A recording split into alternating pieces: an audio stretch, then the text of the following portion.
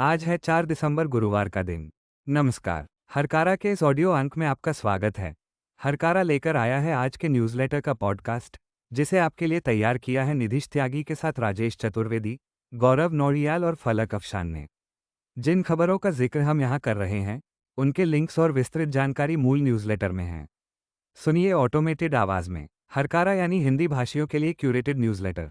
ज़रूरी खबरें और विश्लेषण। शोर कम, रोशनी ज़्यादा। आज की सबसे बड़ी चर्चा लुटियंस दिल्ली के गलियारों से आ रही है, जहां प्रधानमंत्री कार्यालय के एक वरिष्ठ अधिकारी की कथित गुमशुदगी और फिर अचानक हुई वापसी ने कयासों का बाजार गर्म कर दिया है। इसके अलावा कूटनीतिक मोर्चे पर बड़ी खबर यह है कि यूक्रेन युद्ध के बाद पहली बार रूसी राष्ट्रपति व्लादिमीर पुतिन भारत पहुंचे हैं, जिनकी अगवानी के लिए प्रधानमंत्री मोदी ने प्रोटोकॉल तोड़ते हुए हवाई अड्डे पर उनका स्वागत किया। चुनावी चंदे को लेकर भी एक बड़ा खुलासा हुआ है कि इलेक्टोरल बॉन्ड बंद होने के बाद टाटा ट्रस्ट के चंदे का 83% हिस्सा भाजपा को मिला है, जबकि कांग्रेस के हाथ काफी कम राशि लगी है।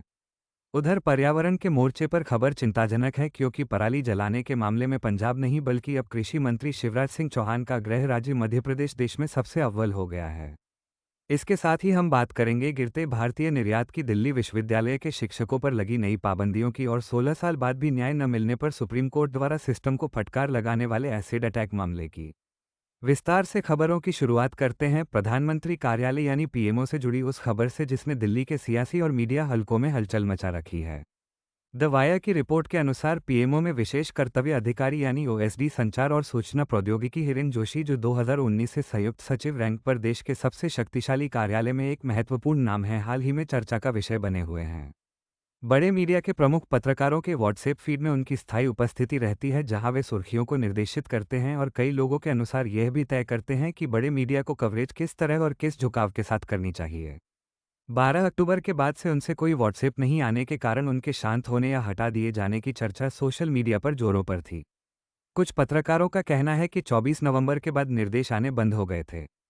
कोई मेमो या अधिसूचना नहीं थी, लेकिन ऐसा लगा कि उन्होंने ग्रुप छोड़ दिए हैं और मीडिया से संपर्क नहीं कर रहे हैं। अब उन्होंने व्हाट्सएप ग्रुपों में फिर से शामिल होकर वापसी की है, जिससे अटकलों का एक और दौर शुरू हो गया है। कांग्रेस नेता और प्रवक्ता पवन खेड़ा ने कल यानी 3 दिसंबर को कुछ सवाल पूछते हुए कहा कि जोशी ने भारतीय लोकतंत्र का गला घोटने में बहुत महत्वपूर्ण भूमिका निभाई है। खेड़ा ने पूछा कि लोगों को ये जानने का अधिकार है कि विधि आयोग में उनके सहयोगी को बिना किसी सम्मान के जाने और अपना घर खाली करने के लिए क्यों कहा गया, और यह भी कि उनके बिजनेस पार्टनर कौन है, और भारत को ये जानने का अधिकार है। खेड़ा ने जोशी के संभावित व्यावसायिक संबंधों और विदेशी यात्राओं के बारे में सोशल मीडिया पर हो रही चर्चाओं का भी जिक्र किया। इस बीच द प्रिंट ने पवन खेड़ा की प्रेस कॉन्फ्रेंस पर अपने लेख को हटा दिया है। प्रधानमंत्री नरेंद्र मोदी के विशेष कर्तव्यस्थ अधिकारी हिरेन जोशी के हटाए जाने की जो खबर कल आई थी, उस पर आज भी चर्चा बनी रही। सरकार न इसकी पुष्टि कर रही है और न ही खंडन। न्यूज़ लॉन्ड्री ने ओपन मैगजीन के हवाले से कहा है कि हिरेन जोशी सिर्फ मोदी के इकोसिस्टम का हिस्सा नहीं है, बल्कि वो इकोसिस्टम के मदरबोर्ड हैं। वो मोदी के मुख्य व्यक्ति हैं, जिन्होंने न केवल पीएम को डिजिटल रणनीति पर सलाह दी, बल्कि पूरे नमो ऑनलाइन यूनिवर्स को शून्य से खड़ा किया। जोशी पुणे से इलेक्ट्रॉनिक्स इंजीनियर हैं और उनके पास भारतीय सूचना प्रौद्योगिकी और प्रबंधन संस्थान ग्वालियर से पीएचडी है। वो भीलवाड़ा के माणिक्य लाल वर्मा टेक्सटाइल और इंजीनियरिंग कॉलेज में पढ़ा रहे थे, जब 2008 में गुजरात के तत्कालीन मुख्यमंत्री मोदी ने एक कार्यक्रम में तकनीकी खराबी को ठीक करने के बाद उन्हें चुना था। इसी बीच प्रसार भारती के अध्यक्ष पद से वरिष्ठ पूर्व आईएएस अधिकारी नवनीत सहगल का अचानक इस्तीफा, जिसे उनके कागज सौंपने के 24 घंटों के भीतर स्वीकार कर लिया गया, मोदी सरकार की अपारदर्शी संचार मशीनरी में एक और महत्वपूर्ण प्रस्थान है। 3 साल के कार्यकाल में सिर्फ 20 महीने बाद सहगल के छोड़ने ने इस अटकल को और हवा दी कि क्या उनका अचानक बाहर निकलना किसी तरह जोशी की अनुपस्थिति से जुड़ा था। जोशी वापस आ गए हैं, लेकिन वरिष्ठ अधिवक्ता संजय हेगड़े ने पूछा है कि क्या उन्हें धनखड़ कर दिया गया था। वहीं अन्य लोग अनुमान लगा रहे हैं कि संसद सत्र के दौरान प्रमुख विपक्षी दल द्वारा इस मामले में दिखाई जा रही दिलचस्पी के कारण उन्हें चुपचाप वापस लाया गया है। न्यूज लॉन्ड्री ने अपनी रिपोर्ट में सवाल उठाया है कि क्या हिरेन जोशी पीएमओ छोड़ रहे हैं, या क्या यह एक नियमित तबादला है या कोई प्रशासनिक समायोजन है। आधिकारिक तौर पर चुप्पी छाई हुई है। पीएमओ ने उस व्यक्ति के लिए कोई नोट, कोई अधिसूचना, यहां तक कि एक विनम्र विदाई गुलदस्ता इमोजी भी जारी नहीं किया है, जिसने 1 दशक से अधिक समय तक भारत के समाचार चक्रों को गढ़ा तेज किया और कभी कभी नियंत्रित किया है। संदर्भ के लिए, जैसा कि ओपन मैगजीन ने एक बार रूखेपन से टिप्पणी की थी, हिरेन जोशी सिर्फ मोदी के इकोसिस्टम का हिस्सा नहीं है, बल्कि वो इकोसिस्टम के मदरबोर्ड हैं। भीलवाड़ा के एक पूर्व इंजीनियरिंग प्रोफेसर जोशी को सत्ता के लिए खास तैयार नहीं किया गया था। 2008 में मोदी के एक कार्यक्रम के दौरान एक तकनीकी गड़बड़ी को ठीक करने के बाद वो लगभग बॉलीवुड शैली में खोजे गए थे। तब से वो गांधीनगर से दिल्ली तक सहजता से आगे बढ़े और मोदी के ऑनलाइन व्यक्तित्व को आकार दिया। 2014 में जब मोदी पीएमओ पहुंचे तो जोशी ठीक उनके पीछे थे। 2019 तक वो संयुक्त सचिव के पद तक पहुंच गए थे। पवन खेड़ा ने जोशी के व्यापारिक संबंधों, विदेशी संपर्कों और स्पष्ट तबादले के बारे में पारदर्शिता की मांग करके आधिकारिक तौर पर गपशप को समाचार योग्य बना दिया। फिलहाल ये स्पष्ट नहीं है कि हिरेन जोशी को हटा दिया गया है, स्थानांतरित कर दिया गया है या दरकिनार कर दिया गया है। शाम 5 बजे तक के अपडेट के अनुसार टीवी प्रेजेंटर दीपक चौरसिया ने ट्वीट किया कि जोशी अभी भी पीएमओ में रिपोर्ट कर रहे हैं। अब बात कूटनीति की। रूसी राष्ट्रपति व्लादिमीर पुतिन गुरुवार को नई दिल्ली के 2 दिवसीय दौरे पर पहुंचे, जो लगभग 4 साल पहले यूक्रेन युद्ध शुरू होने के बाद उनकी भारत की पहली यात्रा है। द टेलीग्राफ के अनुसार हवाई अड्डे पर पुतिन की अगवानी के लिए मोदी की उपस्थिति एक दुर्लभ संकेत था, क्योंकि आमतौर पर विदेशी मेहमान नेताओं का स्वागत वरिष्ठ भारतीय मंत्रियों द्वारा किया जाता है। विमान से उतरने के बाद पुतिन और मोदी ने रेड कारपेट पर एक दूसरे को गले लगाया। पुतिन अपने साथ वरिष्ठ मंत्रियों और एक बड़े रूसी व्यापार प्रतिनिधिमंडल को लेकर आए हैं, क्योंकि दोनों राष्ट्र रक्षा, ऊर्जा और सहयोग के उभरते क्षेत्रों में अपनी लंबे समय से चली आ रही साझेदारी को आगे बढ़ाना चाहते हैं। मोदी शुक्रवार को होने वाले 23वें भारत रूस शिखर सम्मेलन के लिए मंच तैयार करने हेतु गुरुवार को रूसी राष्ट्रपति के लिए एक निजी रात्रिभोज का आयोजन कर रहे हैं। ये यात्रा ऐसे समय में अतिरिक्त महत्व रखती है जब भारत और संयुक्त राज्य अमेरिका के संबंधों में तनाव स्पष्ट रूप से दिखाई दे रहा है। भारत और रूस से शुक्रवार को व्यापार सहित विभिन्न क्षेत्रों में कई समझौतों पर हस्ताक्षर करने की उम्मीद है। शैक्षणिक स्वतंत्रता को लेकर एक महत्वपूर्ण खबर दिल्ली विश्वविद्यालय से आ रही है। टाइम्स ऑफ इंडिया की रिपोर्ट के अनुसार दिल्ली विश्वविद्यालय ने नए नियम लागू किए हैं, जिसके तहत फैकल्टी सदस्यों को विदेश में किसी भी वार्ता या व्याख्यान देने से पहले उसके कंटेंट यानी विषय वस्तु के लिए मंजूरी लेनी होगी। संशोधित प्रक्रिया के तहत अनुमति देने से पहले विश्वविद्यालय की एक समिति आयोजन करने वाली संस्था की जांच करेगी। ये कदम विश्वविद्यालय द्वारा अप्रैल में प्रोफेसर अपूर्वानंद को संयुक्त राज्य अमेरिका में एक अकादमिक कार्यक्रम में भाग लेने की अनुमति देने से इनकार करने के महीनों बाद उठाया गया है। उत्तराखंड के धराली में आपदा के 4 महीने बाद भी मलबे के नीचे दबे 147 शव राज्य सरकार की निष्क्रियता को दर्शाते हैं। भाजपा नेता कर्नल अजय कोठियाल ने आरोप लगाया है कि सरकार अभी तक उनमें से एक भी शव बरामद नहीं कर पाई है। उन्होंने सवाल किया कि अगर सेना ने हर्षिल में मलबे के नीचे दबे 10 में से 7 सैनिकों को बचा लिया, तो हम धराली में दबे 147 लोगों को क्यों नहीं बचा सकते। कोठियाल ने आरोप लगाया कि प्राकृतिक आपदा के लगभग 4 महीने बाद भी धराली अस्त व्यस्त है और वहां के लोगों के पुनर्वास के लिए उचित तरीके खोजने के बजाय आपदा प्रबंधन अधिकारी चुनौतियां से बचने के बहाने खोज रहे हैं। इस साल 5 अगस्त को धराली गांव में बादल फटने से विनाशकारी बाढ़ और भूस्खलन हुआ था। सुप्रीम कोर्ट ने गुरुवार को कुछ निर्देश जारी किए, जिनका पालन राज्य सरकारें कर सकती हैं यदि चुनाव आयोग के लिए विशेष गहन पुनरीक्षण ड्यूटी में लगे बूथ लेवल अधिकारी कठिनाइयों का सामना कर रहे हैं। पीठ ने टिप्पणी की कि यदि कर्मचारी कठिनाइयों का सामना कर रहे हैं, जिनमें उनके नियमित कर्तव्यों के साथ साथ निर्वाचन आयोग द्वारा सौंपे गए अतिरिक्त कर्तव्यों का बोझ भी शामिल है, तो राज्य सरकार ऐसी कठिनाइयों को दूर कर सकती है।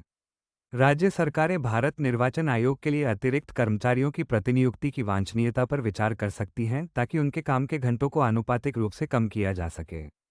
चुनावी चंदे के आंकड़े एक बार फिर चर्चा में हैं। भाजपा को वर्ष 2024-25 में इलेक्टोरल ट्रस्ट के जरिए कांग्रेस से करीब 3 गुना राजनीतिक चंदा मिला।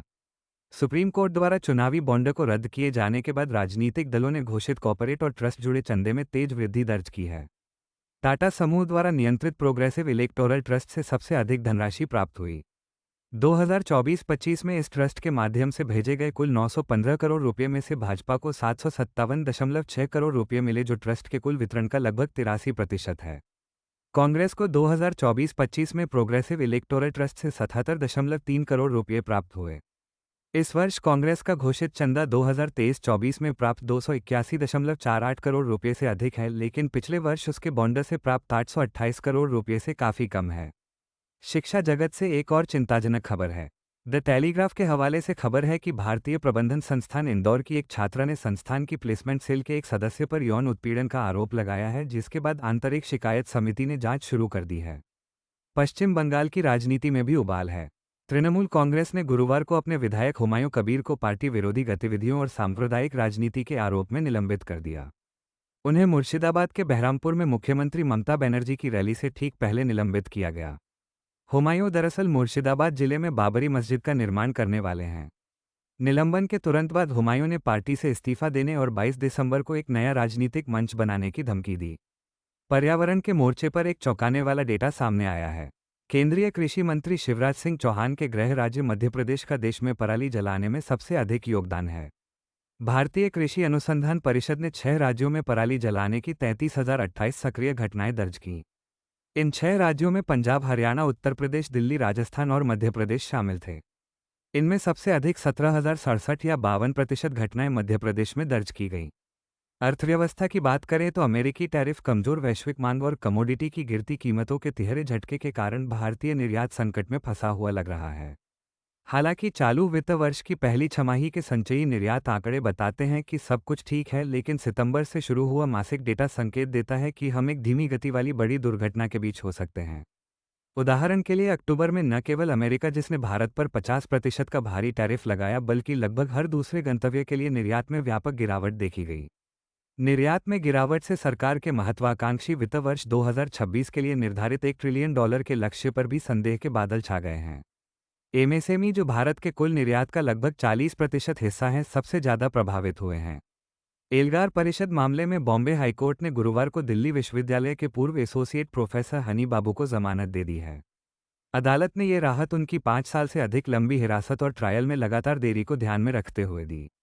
जुलाई 2020 में गिरफ्तार हुए बाबू अब तक तलोजा जेल में यूएपीए के तहत बंद थे, जबकि उनके मामले में ट्रायल शुरू भी नहीं हो पाया था।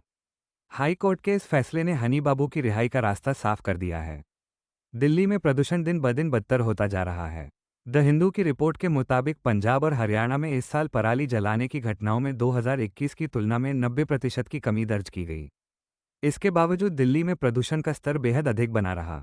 सुप्रीम कोर्ट ने भी सोमवार को टिप्पणी की कि किसानों को दिल्ली प्रदूषण के लिए बलि का बकरा नहीं बनाया जा सकता।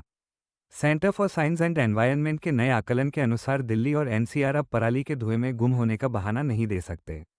ये दिखाता है कि राजधानी में स्थानीय प्रदूषण स्रोत जैसे ट्रैफिक, उद्योग और निर्माण धूल इसके मुख्य कारण हैं। संसद में सरकार ने बताया कि 2023 में गैरकानूनी गतिविधियां रोकथाम अधिनियम यानी यूएपीए के तहत 2,914 लोगों को गिरफ्तार किया गया, लेकिन सजा सिर्फ 118 मामलों में हुई।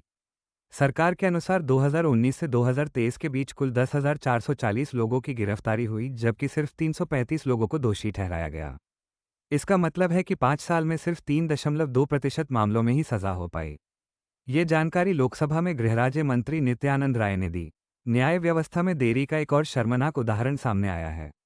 सुप्रीम कोर्ट ने गुरुवार को गहरी नाराजगी जताई जब एक एसिड अटैक पीड़िता ने बताया कि उस पर 2009 में हुए हमले का मुकदमा आज तक दिल्ली की ट्रायल कोर्ट में लंबित पड़ा है।